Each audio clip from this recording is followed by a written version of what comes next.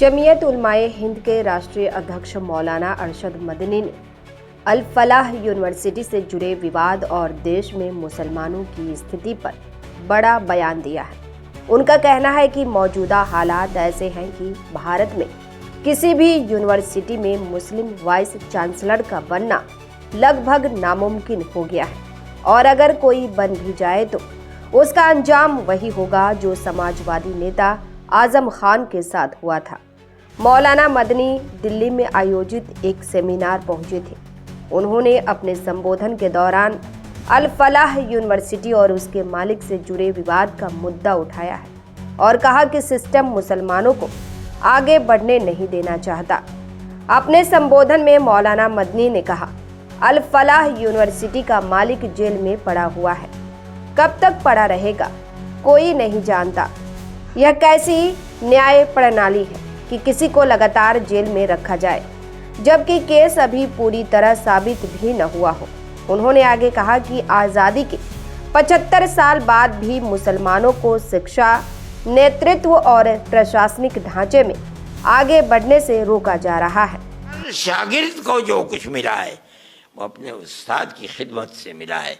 हजरत शेखुल हिंद रहमतुल्लाह अलैह ऐसा मुरब्बी था कि उनकी खिदमत में जो आदमी रहने वाला, उनसे इस्तिफादा करने वाला है, अल्लाह ने उसको 14वीं रात का चांद बनाया है।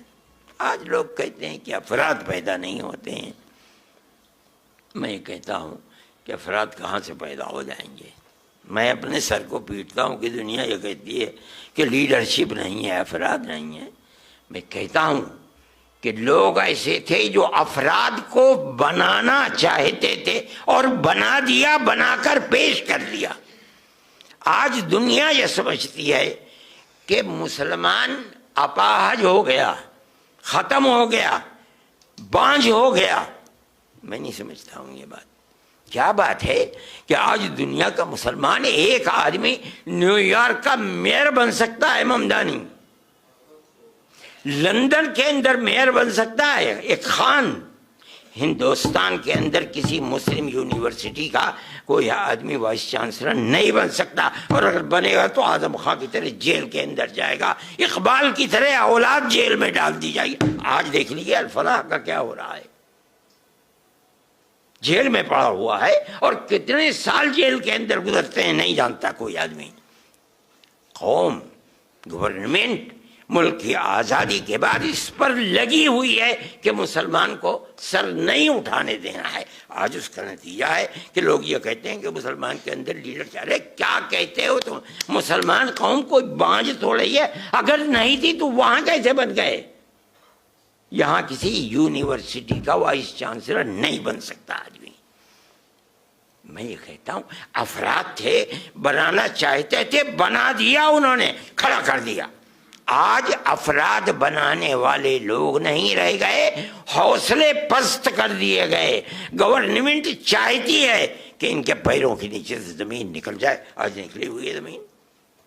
मैं ये कहता हूँ कि हजरत मुफ्ती साहब को हजरत शेखुल हिंद रहमतुल्लाह अलैह से जो मिला था, वो जो भी उनकी तारीफ करता है दर हकीकत ज़ात वही है शेखुल हिंद की।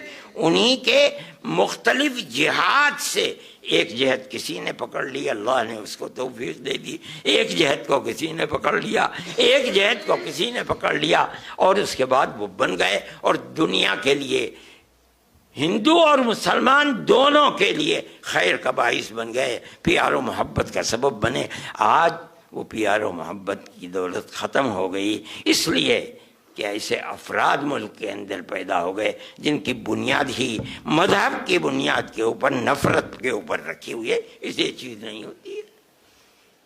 अल्लाह ताला मुल्क के अंदर प्यार और मोहब्बत की वो जो 1300 साल की तारीख़ है उसे फिर ज़िंदगी अता फरमा दे, और हमारा मुल्क जिस तरह से खैर व बरकत रख कर के चल रहा था, खुदा करे ये मुल्क फिर प्यार और मोहब्बत के साथ चले।